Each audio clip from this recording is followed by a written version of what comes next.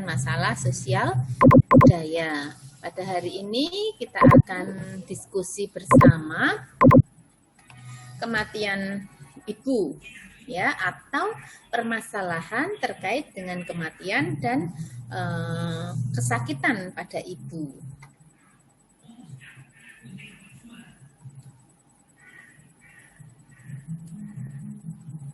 Nah, kehamilan bagi seorang wanita ini merupakan salah satu periode krisis dalam kehidupannya, ya.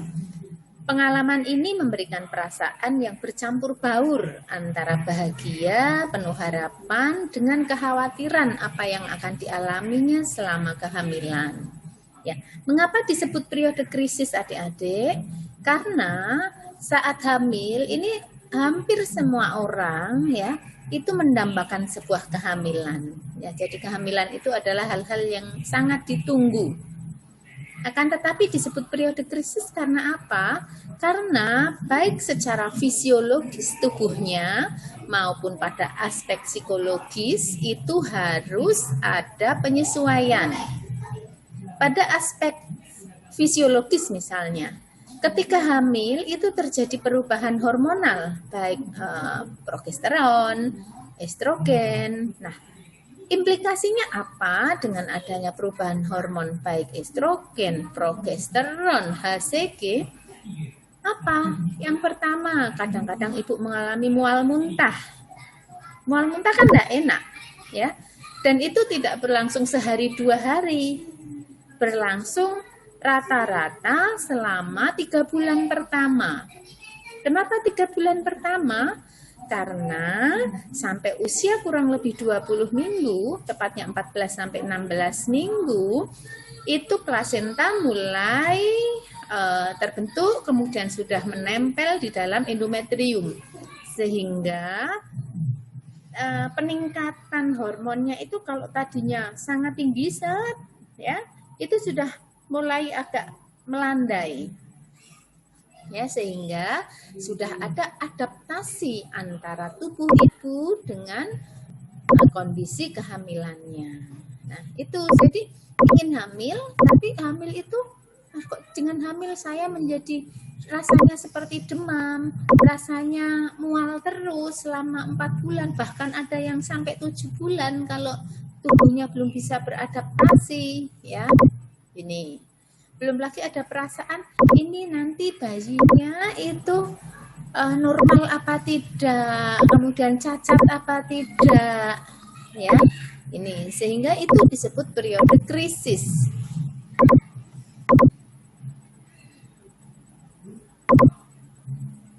Nah, dalam statistik, angka kematian masyarakat di dunia lebih dari 50% masyarakat berjenis kelamin wanita meninggal pada saat persalinan maupun kehamilan. Jadi kalau yang dinamakan angka kematian ibu itu adalah kematian ibu pada waktu hamil, bersalin maupun masa nifas, ya. Jadi walaupun perempuan itu meninggal tetapi tidak sedang hamil, tidak sedang bersalin dan tidak sedang nifas, maka tidak disebut dengan kematian ibu. Nah, kematian ibu selain faktor medis itu juga terkait dengan sosial budaya, ya, yang ada di masyarakat, juga dapat mempengaruhi peningkatan angka kematian ibu. Jadi tidak hanya faktor medis saja, tetapi ada beberapa budaya yang nantinya bisa mempengaruhi kematian pada ibu. Ya, jadi kalau saya berbicara kematian ibu, itu berarti kematian seorang wanita pada saat hamil atau bersalin atau nifas, ya. Jadi tolong frame adik-adik, ya. Ketika saya bilang kematian ibu itu bukan kematian seorang ibu, seorang wanita yang sudah menjadi ibu, tidak hanya itu, tetapi kematian seorang wanita pada saat hamil, bersalin atau nifas itu masuk ke dalam angka kematian ibu, ya.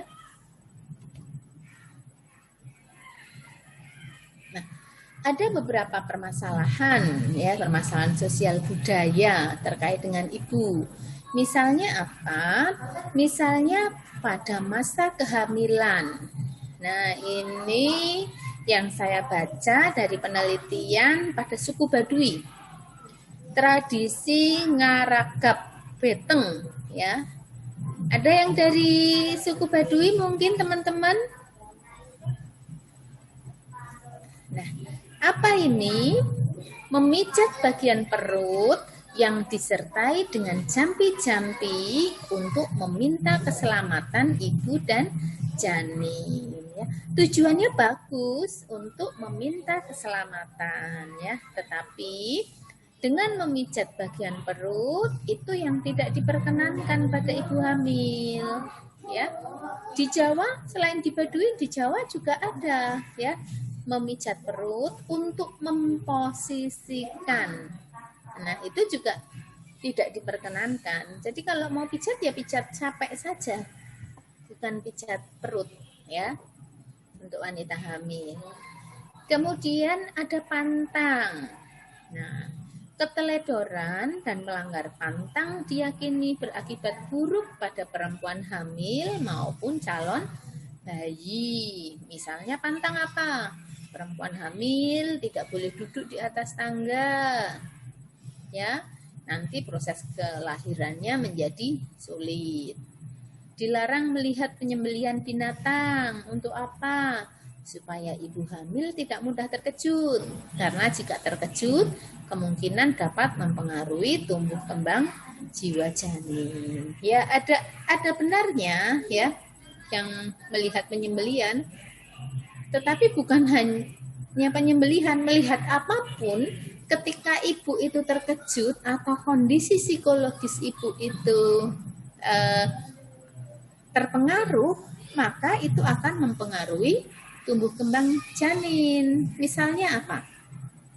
Misalnya pada remaja yang kemudian dia hamil di luar nikah, itu kan punya mungkin di dalam pikirannya banyak hal, ya. Ada merasa bersalah, ada mungkin aduh saya kok hamil, ingin menggugurkan, atau saya mau meneruskan, ya, atau kok saya masih mau sekolah. Nah, itu juga akan mempengaruhi jiwa dari janin, ya. Jadi janin itu sudah mulai belajar ketika dia di dalam rahim. Jadi dia sudah bisa terpengaruh oleh kejiwaan dari ibu. Makanya kalau ibu hamil diharapkan selalu happy, ya. Jadi perasaannya senang, tidak merasa tertekan. Itu juga akan memberikan rasa nyaman kepada janin, ya. Nah, pantang yang lain misalnya nih. Ada yang mengatakan kalau hamil jangan makan telur.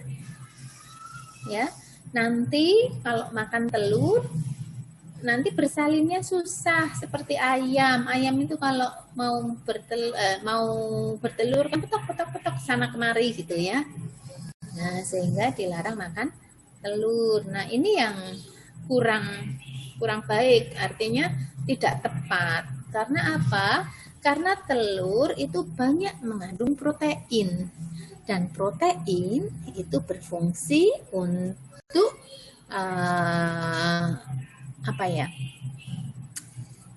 pertumbuhan dari sel-sel, termasuk ya sel janin. Ini butuh protein yang tinggi, ya. Kemudian ada yang melarang hewan laut, ya. Nah, sama hewan laut ini juga proteinnya tinggi, omeganya tinggi, dan itu sangat dibutuhkan bagi janin, ya. Nah, ada yang mengatakan jangan makan ikan laut, nanti kalau keluar asinnya menjadi amis, nanti bayi tidak mau. Nah, jadi tidak dengan mudah seperti itu ya, karena makanan itu kan yang masuk ke dalam tubuh, masuk mulai mulut, di mulut sudah ada enzim, ya. Enzim itu nanti akan mengubah, ada amilase, lipase, tripsin. Jadi komponen awal dari makanan itu nanti akan diubah oleh enzim tersebut. Baru nanti masuk ke lambung, ya, di lambung ada asam lambung. Nanti dirubah lagi bentuknya, ya. Nanti kemudian masuk ke dalam usus 12 jari, ya. Nah, di situ nanti ada gerakan peristaltik dan sebagainya, mulai dari lambung, usus 12 jari, usus besar, itu akan terserap. Yang terserap apa? Sari makanannya. Ya. Jadi kalau pengaruh amis dan tidak, ya sepertinya tidak ini ya, karena yang terserap itu sari. Adik-adik minum Fe, yang terserap itu Fe dalam bentuk murninya, ya, ferri. Jadi di dalam tubuh adik-adik minum tablet tambah darah remaja yang setiap 1 minggu 1 kali, adik-adik minum enggak? Minum. Perempuan saat usia reproduksi sehat, apalagi saat remaja, itu sebaiknya minum tablet Fe 1 minggu 1 kali, ya. Tolong adik-adik beli, ya, entah itu apalah yang ada sangobion, ada vitabion, ada etabion, ada ramabion, rata-rata belakangnya ada tulisannya ion-ion. Ya, silahkan 1 minggu 1 kali. Ya, supaya apa? Karena adik-adik ini masa pertumbuhan, supaya nanti tidak terjadi anemia, apalagi saat menstruasi. Saat menstruasi itu kan banyak darah yang dikeluarkan. Nanti adik-adik merasa pusing, lemah, letih, nanti jadi pemuda yang kurang produktif. Ya, jadi mulai saat ini yang belum minum tablet Fe, silahkan adik-adik mengkonsumsi 1 minggu 1 kali. Ya. Nih. Nah, kalau adik-adik nanti baca di labelnya, Fe itu sulfaferosus, komponennya ferro, besi dalam bentuk ferro. Tetapi nanti yang akan masuk ke dalam tubuh itu dalam bentuk ferri, lebih kecil lagi. Artinya apa? Ya, artinya ya yang kita makan dengan yang terserap itu beda bentuk. Sudah dilakukan pemecahan oleh enzim, ya, oleh gerak peristaltik usus, sehingga kalau makan ikan, apa kemudian yang langsung terserap itu ikan? Tidak, ya. Jadi komponen-komponen dari ikan tadi. Ya. Nah, ini masa kehamilan. Kemudian masa persalinan. Nah, ada beberapa daerah yang ketika bersalin, ya, pada beberapa suku di Indonesia, karena memang Indonesia itu kan sangat beragam, ya.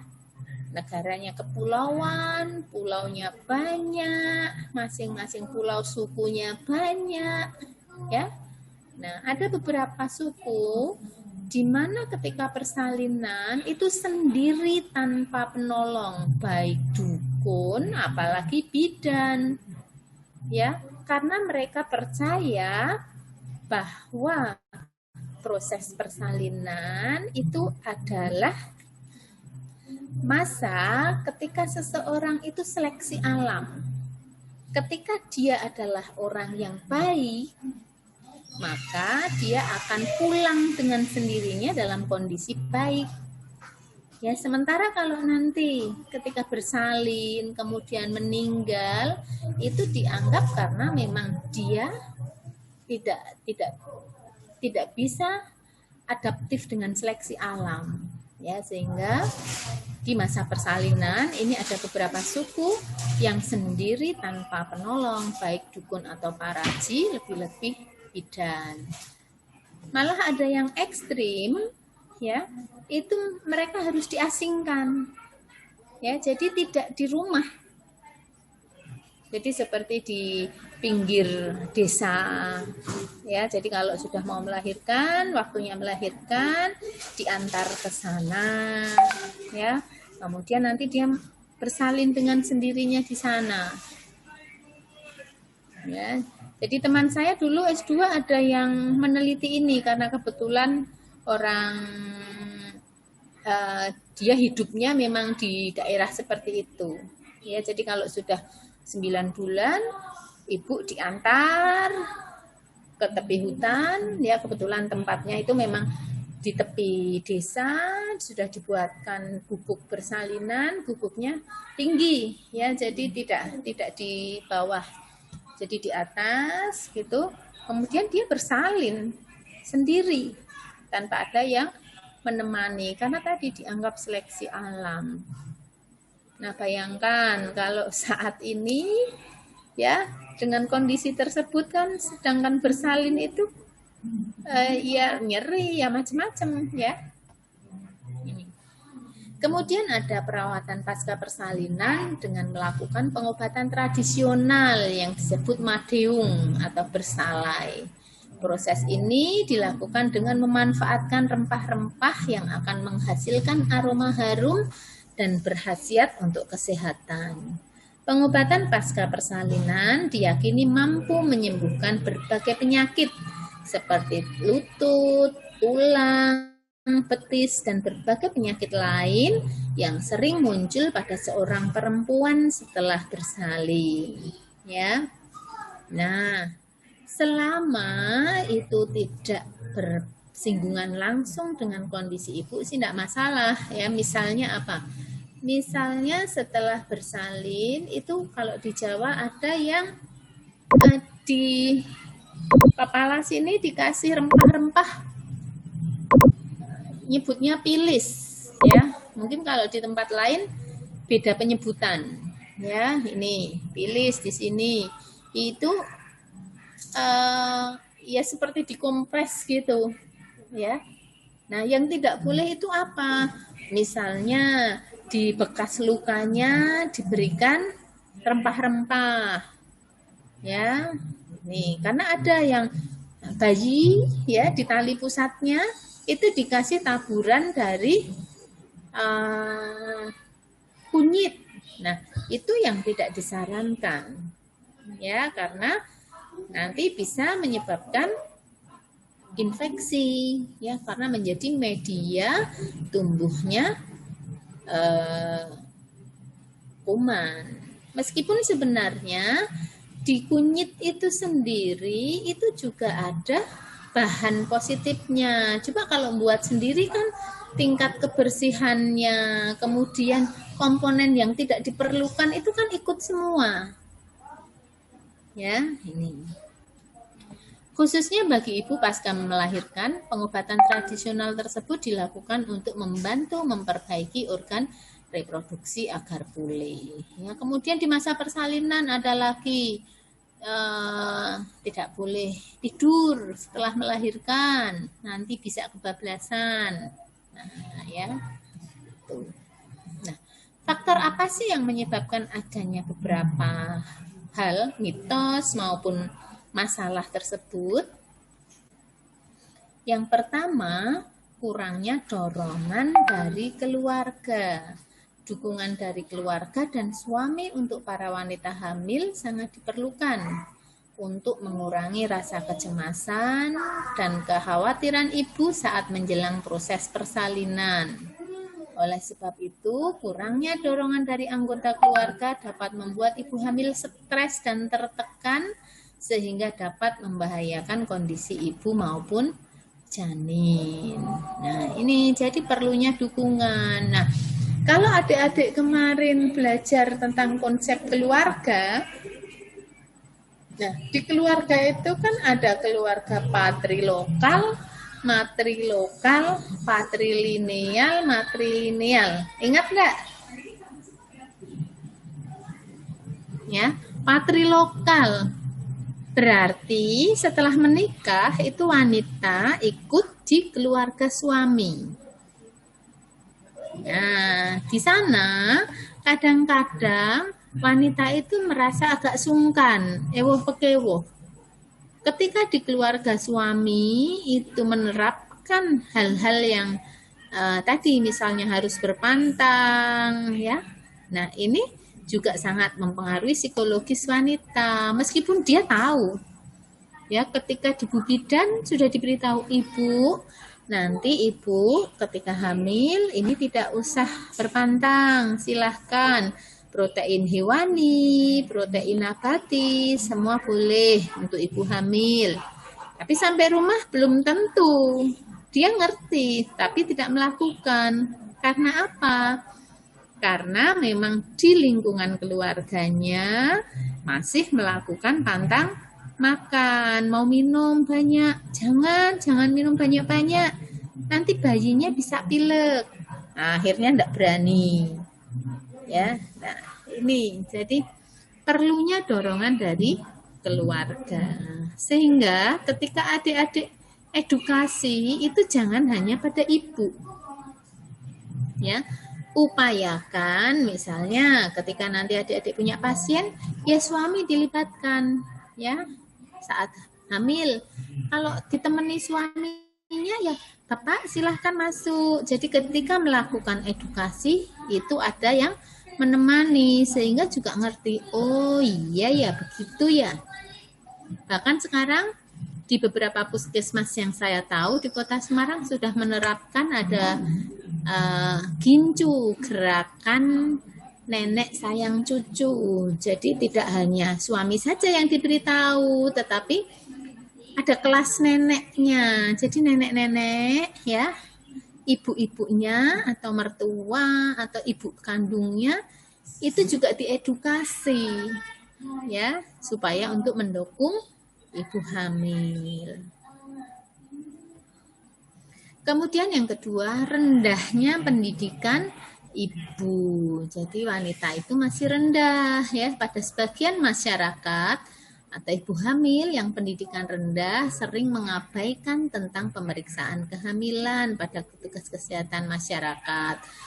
Kemudian kurang pengetahuan dan informasi tentang kehamilan, hanya berfokus pada proses persalinannya saja. Bahkan ya masih ada beberapa ibu yang begini, pamali kalau kita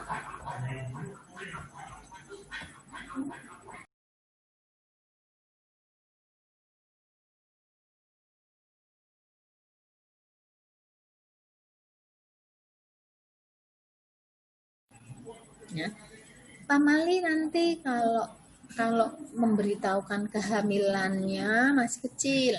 Nah, sehingga apa? Nanti aja periksanya kalau sudah gerak-gerak. Nah, gerak-gerak itu biasanya sudah 16 sampai 20 minggu. Artinya apa? Kalau 16 itu berarti sudah 4 bulan. Padahal ya, pembentukan organ-organ itu sudah mulai umur 8 minggu saja jantung sudah terbentuk. Ya. Nah, di situ butuh yang namanya asam folat. Ya, asam folat itu apa? Asam folat itu zat yang untuk menghubungkan syaraf-syaraf. Nah, kalau dia beranggapan pamali masih kecil diberitahukan, jadi menganggap periksa itu seperti memberitahukan, itu ya bahaya ya. Nanti aja saya mau periksanya kalau sudah pasti hamil. Takut nanti periksa ternyata enggak hamil. Nah, itu ya. Jadi harusnya periksa itu ya sejak tahu headnya terlambat langsung periksa sehingga tidak sampai 4 bulan, 5 bulan ya. Itu sudah prosesnya sudah dari bakal yang ada hanya berkembang. Tetapi sampai dengan 0 sampai 18 minggu itu justru dari yang tidak ada menjadi ada jari-jari yang darinya eksoselum sel-sel yang menjadi yolsak dan sebagainya, kemudian muncul jari-jari. Nah, di situ butuhnya suplemen-suplemen tadi ya supaya jarinya tidak berkurang.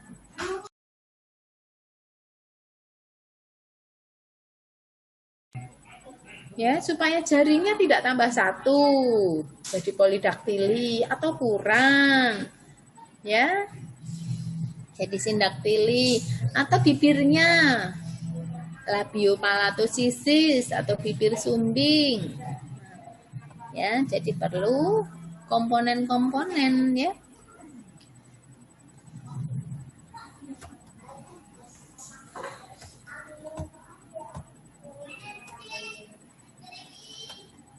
Nah, kemudian ada pengaruh adat istiadat tadi, ya.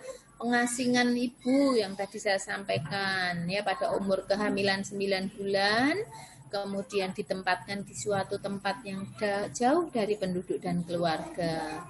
Yang ada yang menganggap bahwa wanita yang hamil 9 bulan itu terdapat roh-roh jahat di dalam tubuhnya. Sehingga itu proses tadi, proses untuk menghilangkan roh, ya. Jadi seleksi alamnya seperti itu. Nanti dia akan pulang dengan sendirinya setelah dia bersalin. Kan tragis sekali, ya. Kemudian adanya mitos, tidak boleh keluar malam. Mitosnya banyak roh jahat yang mengancam keselamatan ibu hamil maupun janinnya. Nah, ya, ini mitosnya seperti ini, roh jahat, ya. Tapi kalau dilihat faktanya, sebenarnya apa? Udara malam di luar itu banyak mengandung karbon dioksida, ya. Kita tahu bahwa pohon-pohon dan sebagainya kalau pagi itu mengeluarkan O2, tapi kalau malam mengeluarkan CO2. Dan ini dapat mengganggu pernapasan ibu hamil. Nah, cuma orang dulu karena dasarnya itu kan bukan dengan metode ilmiah. Jadi dia dengan apa ya? Seperti apa ya? Kebiasaan, artinya pengalaman. Kemarin ada ibu hamil keluar rumah kok pulang kok jadi sesek ya. Yang sering keluar rumah anaknya kok baru lahir tidak bisa menangis, asfiksia. Asfiksia itu karena kurang O2. Nah, dari pengalaman menyimpulkan, oh kalau malam itu berarti banyak roh jahat. Sehingga ibu hamil jangan keluar malam. Nah, itu. Nah, kalau sekarang kan dasarnya adalah ilmiah. Ya diteliti kenapa ya yang banyak keluar malam, ya dilihat derajat oksigennya, alatnya ada, ya berapa persen jumlah oksigen yang ada di dalam tubuhnya. Nah, ini ya, jadi adik-adik sekarang kan masanya masa ilmiah, ya. Kemudian selama proses pembukaan jalan lahir ibu tidak boleh merem atau tidur. Mitosnya adanya kepercayaan bahwa ibu akan meninggal jika tidur. Nah, faktanya bukan seperti itu. Mengapa tidak boleh tidur? Tidak boleh tidur ya supaya apa? Kalau terjadi perdarahan itu segera ditangani. Biasanya saat bersalin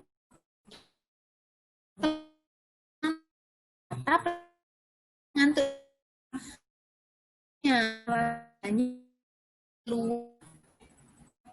pada itu membawa oksigen ke dalam tubuh, termasuk adik-adik. Ya, sehingga kalau darahnya banyak yang keluar dari dalam tubuh, nanti oksigen yang terbawa menjadi sedikit. Akibatnya apa? Ibu merasakan lemes, ngantuk karena kurang O2.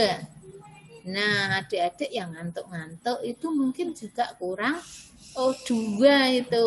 Ada yang ngantuk-ngantuk enggak jam segini? Ngantuk-ngantuknya karena belum mandi ya? Ada yang kuliah belum mandi? Ada ya? Enaknya daring kan gitu ya? Belum mandi, langsung aja.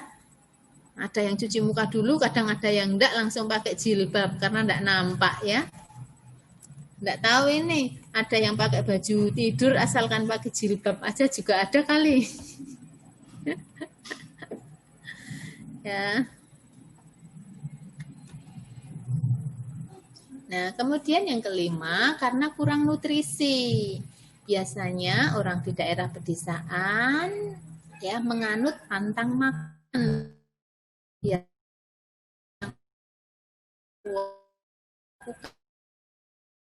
energi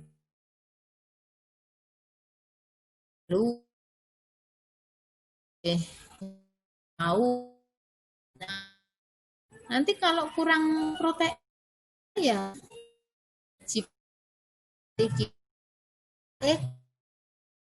kurangan energi waktu lapur tampaknya kalau nanti bisa lagi satu darah bisa asfiksia.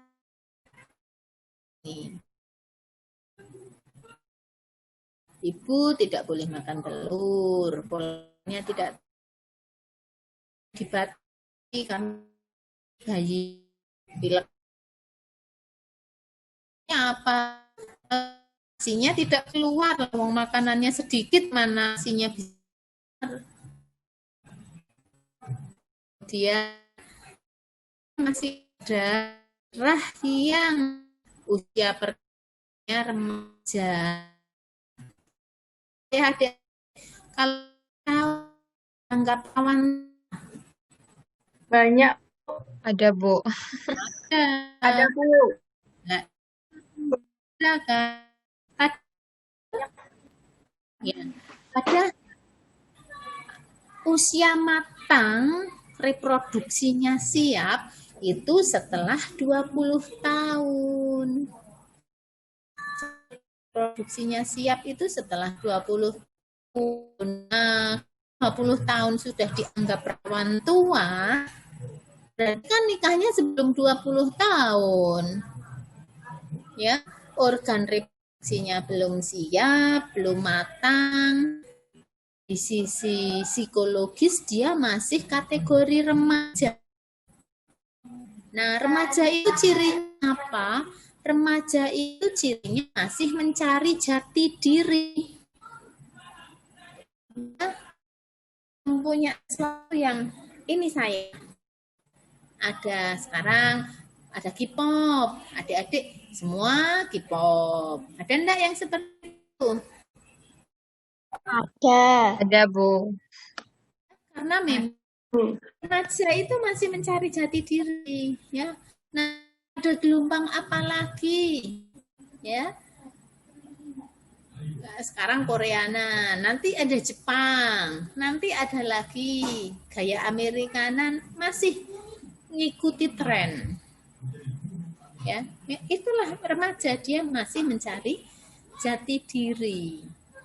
Nah, kalau sudah 2 atas itu sudah mulai dewasa awal. Jadi secara psikis itu sudah berbeda pola pikirnya. Ya, nih.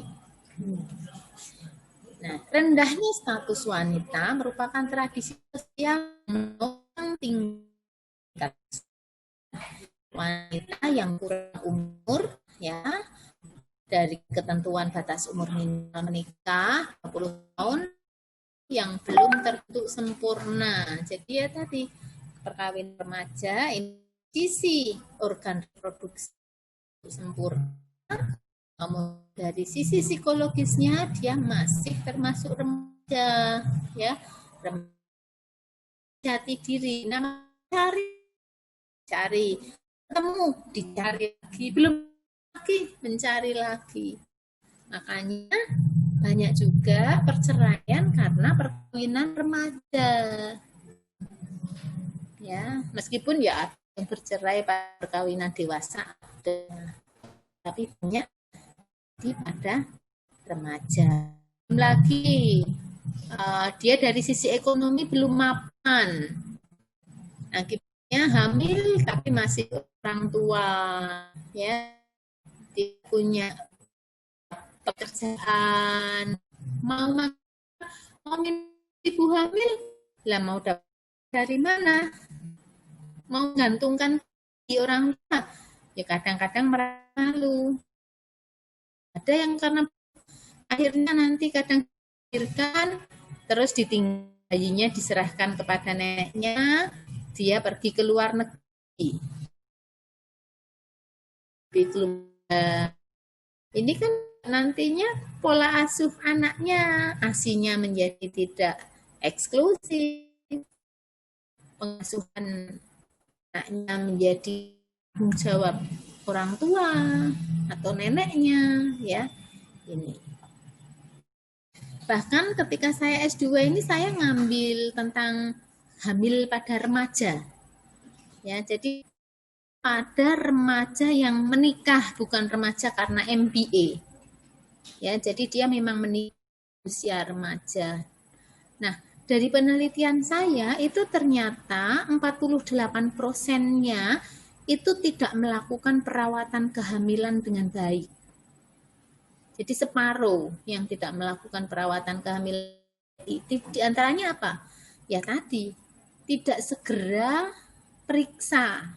Ada yang karena tidak tahu kalau dia hamil, ya. Ada yang memang nanti saja, ada yang karena malu temennya masih sekolah kok saya ke puskesmas untuk periksa hamil. Tuh. Kemudian banyak yang berpantang makan. Kenapa? Karena tadi rata-rata yang kalau dari sisi ekonomi belum mapan, ya, sehingga dia masih ikut di orang tua. Akibatnya apa? Kalau orang tuanya itu masih yang menggunakan pantang dan sebagainya, ya mau tidak mau dia ikut, karena dia tidak punya kekuatan dari sisi ekonomi, mau beli tidak punya uang, ya. Ini kemudian yang ekstrim itu ada yang setelah melahirkan itu dia depresi karena tidak merasa merawat bayinya, megang bayinya masih takut-takut, ya, usia 16 tahun melahirkan, ya, pegang bayi yang kecil mungil takut, ya, mau menyusui takut, akhirnya dia menjadi postpartum blues sampai dengan depresi. Nah, ini jadi dampak dari perkawinan remaja. Kemudian terlalu banyak anak dan terlalu dekat jarak. Nah, ada yang banyak anak, banyak rezeki. Nah, mungkin kalau dulu itu masih pas, ya. Tapi kalau sekarang ya kalau tidak diatur kasihan anak-anaknya, ya. Rahim dan organ tempat janin terdiri dari jaringan otot. Kehamilan yang terlalu rapat otot-otot tersebut sehingga setelah persalinan rahim menjadi sulit berkontraksi, kembali ke ukuran yang semula, dan apabila dia hamil lagi maka potensi terjadi perdarahan. Ya, ini angka kesakitan dan angka kematian ibu nanti bisa meningkat. 8. Kesehatan. Nah, seorang ibu yang kurang mementingkan kebersihan, kurang menjaga kesehatan tubuh akan tertular penyakit menular yang akan membahayakan jiwa ibu dan bayi. Nah, kalau adik-adik lihat ini, ibu-ibu itu kalau di rumah apa? Upiek dengan pekerjaan kan, pekerjaan rumah kan, ya. Nah, kalau tidak menjaga kesehatan, nanti status imunnya turun, ya. Kemudian nanti kesehatannya juga terganggu. Nah, contohnya ibu bisa tertular HIV/AIDS yang belum ada obatnya sampai sekarang. Kemudian penyuluhan kesehatan, bisa jadi kurang aktifnya petugas atau pola penyuluhannya yang monoton. Ya, nanti ini peran adik-adik ini, ya, bagaimana memberikan edukasi itu supaya efektif dan menarik, ya. Kemudian resiko tinggi, banyak ibu hamil melahirkan di atas usia 35. Jadi udah 35 lebih tidak KB, ya, sehingga dia rentan terjadi perdarahan, ya. Selesai. Terima kasih. Ada yang mau didiskusikan? Silahkan. Masih ada waktu 4 menit. Sampai pukul 9 sebelum konsep kebidanan. Ada cat ini apa ya? Oh, waktunya. Oke. Nah, 3 menit ya sudah untuk persiapan ke Bu Parmi ya. Terima kasih atas perhatiannya. Kalau nanti ada pertanyaan, silahkan adik-adik ditulis, kasihkan ke Sipen. Nanti biar Sipen mengirim ke saya. Oke, terima kasih adik-adik atas partisipasinya. Semoga bermanfaat. Saya akhiri. Assalamualaikum warahmatullahi wabarakatuh. Waalaikumsalam warahmatullahi Mau absen. Tolong si pen mengabsen ya, saya cuma screenshot. Iya Bu, sudah. Ya. Oke, terima kasih. Ya, Bu.